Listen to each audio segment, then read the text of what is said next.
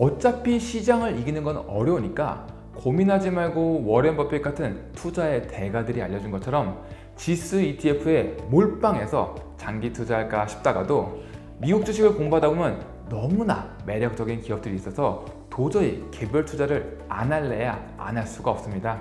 여러분이 가장 사랑하는 주식은 무엇이나요? 이번 시간에는 많은 분들이 좋아하는 애플이나 마이크로소프트, 테슬라 같은 빅테크 제외하고 여러분들의 경제적 자유를 위해 알아두면 좋을 미국 배당 성장 주식 말씀드리겠습니다.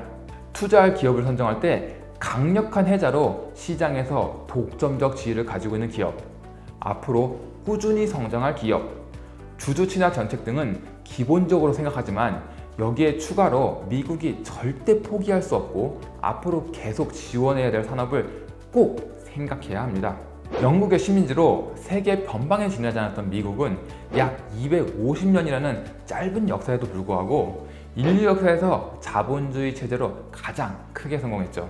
그동안 미국은 철강, 철도, 자동차, 방위산업, 에너지, 컴퓨터 등을 시작으로 지금은 4차 산업혁명이라는 빅데이터, AI, 클라우드, 플랫폼, 그린 에너지 산업 등을 국가 성장 동력으로 적극 지원하고 있습니다.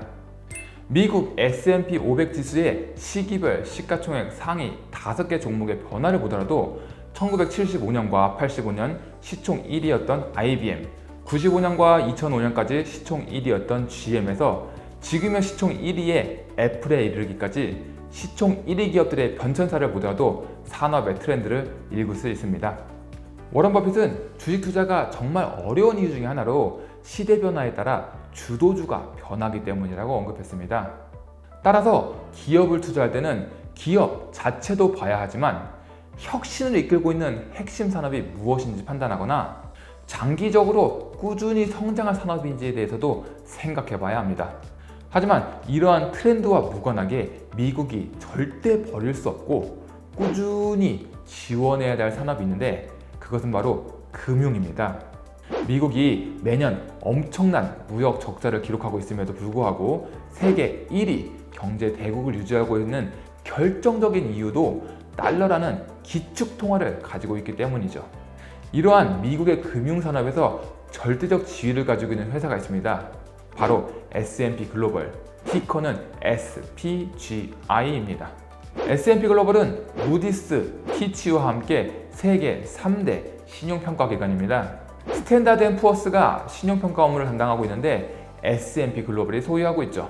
오늘날 인간관계에서 자신의 신용이 무척 중요한 것처럼 자본시장에서도 모든 건 신용과 연관되어 있고 신용은 곧 돈입니다. 신용을 담보로 돈을 빌리거나 신용을 보고 돈을 빌려주죠. 우리가 물건을 살 때 사용하는 신용카드뿐만 아니라 부동산 대출, 마이너스 통장 등 다양한 대출을 받을 때도 신용이 필요합니다. 우리가 빌린 돈을 열심히 갚는 건 돈을 빌려준 사람에 대한 배려도 있겠지만 결국 자신의 신용을 지키기 위함입니다. 신용 등급이 하락하고 신용이 없다라고 낙인 찍히게 되면 자본시장에서 여러 가지 제약들이 생기거나 사실상 정상적인 사회생활은 불가능해집니다. 신용이 중요한 건 기업도 마찬가지죠. 신용이 좋은 기업들은 투자받기도 쉽고 낮은 금리로 자금을 융통할 수 있지만 신용이 낮은 기업들은 투자자를 구하는 것도 힘들고 금융기관에서 높은 금리로 돈을 빌려야 합니다. 심지어 국가들도 국가 신용 등급이 있어서 신용에 따라 개인과 기업들처럼 혜택을 받기도 하고 피해를 받기도 합니다. 무디스에서 1997년 한국의 신용등급을 낮추는 바람에 전 국민이 엄청난 고통을 겪었던 IMF가 발생하기도 했습니다. 자본주의가 유지되는 세상에서 개인, 기업, 국가에게 신용은 뗄래야 뗄 수 없는 관계에 있고 금융시장 역시 신용을 바탕으로 굴러갑니다. 앞으로 자본주의가 유지되는 동안 개인, 기업, 국가의 신용평가하는 신용평가 업무도 망하고 싶어도 망할 수 없는 비즈니스입니다. 신용이 중요한 만큼 아무나 신용평가를 할 수도 없고 신용평가사들은 그동안 쌓아온 객관적인 믿을 만한 데이터가 있어야 합니다.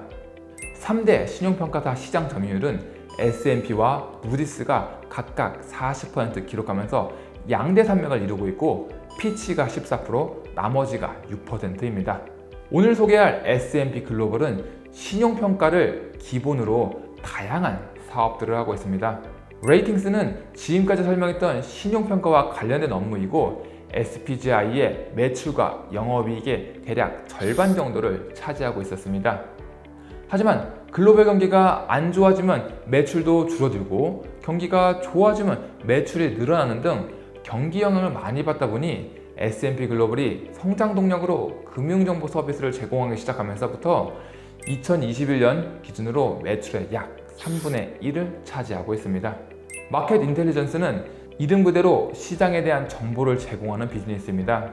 연구소, 기업, 정부, 금융기관 등의 신용 분석 및 금융 시스템에 대한 글로벌 데이터, 인수합병 분석 및 예측 등 수많은 데이터를 제공하고 있습니다.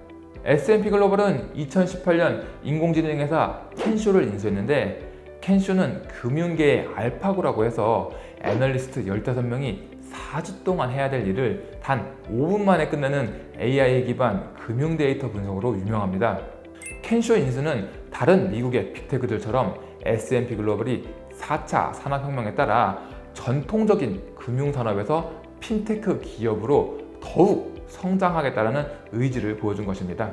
자산관리 시장에서 글로벌 금융회사들의 AI 기술은 점점 중요해질 것이고 로보 어드바이저 시장은 연평균 18.78%씩 성장할 걸로 예상되고 있습니다.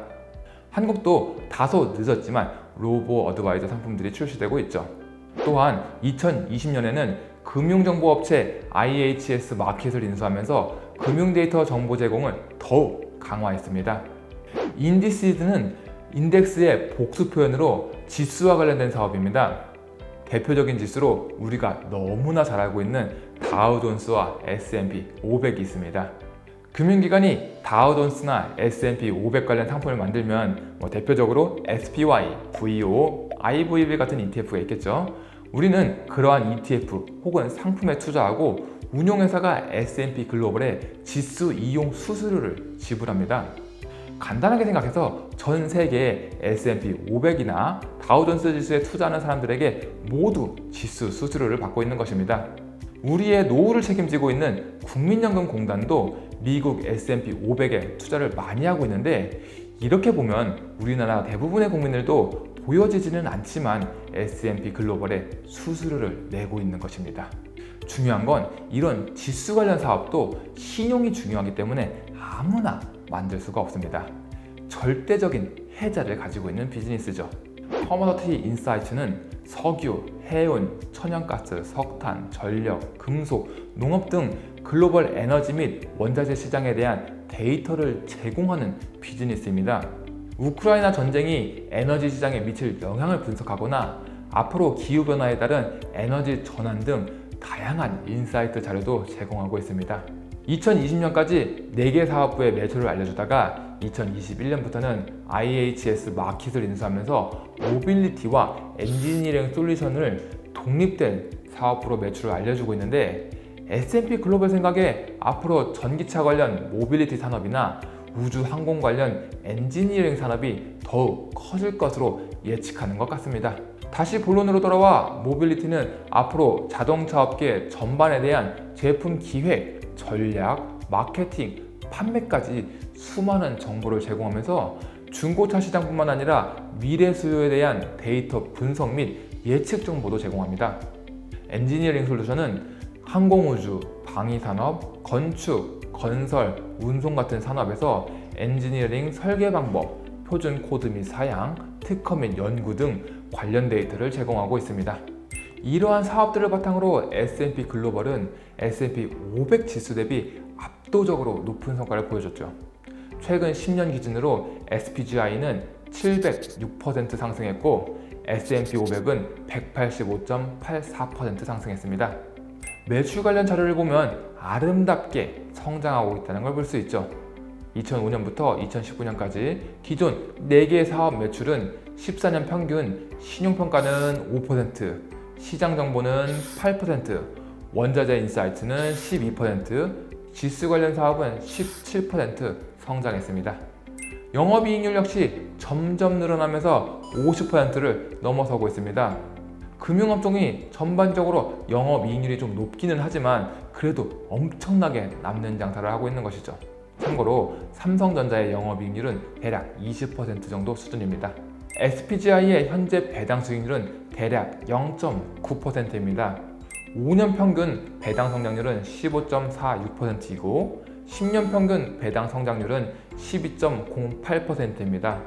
배당은 48년째 중단 없이 잘 지급하고 있어 조만간 50년 연속 배당금을 지급하는 배당 킹을 앞두고 있습니다. 아무리 좋은 기업도 최대 하락폭은 꼭 확인해야 합니다. S&P 글로벌은 1987년 블랙 먼데이 때 마이너스 38%, 1990년대 아시아 외환위기 때 마이너스 42%, 2008년 금융위기 때 마이너스 70% 하락했습니다. 반면 닷컴 버블 시기에는 마이너스 20% 하락했죠. S&P 글로벌의 최대 약점이라고 할 수 있는 세계 금융 시스템 위험이 커질 때는 보통 하락폭이 컸고 그 외에는 보통 20%에서 30% 정도 하락률을 보였습니다. 반대로 금융 위험이 커지는 시점이 아닌데 고점 대비 20-30% 빠지면 좋은 매수 찬스가 될 수 있다는 의미입니다. 모든 국가들이 어떻게 하면 풍요롭게 살 수 있을지에 대해 경제학의 아버지 애덤 스미스가 저술한 국부론을 보면 부의 근본과 그것을 극대화하는 방법에 대해 상세히 분석하고 있습니다. 18세기 부는 노동이 만들고 모든 가치는 노동에 의해 생긴다고 했는데 4차 산업혁명 시기에는 데이터가 부를 만들고 노동은 인공지능이나 로봇이 대체하고 있습니다.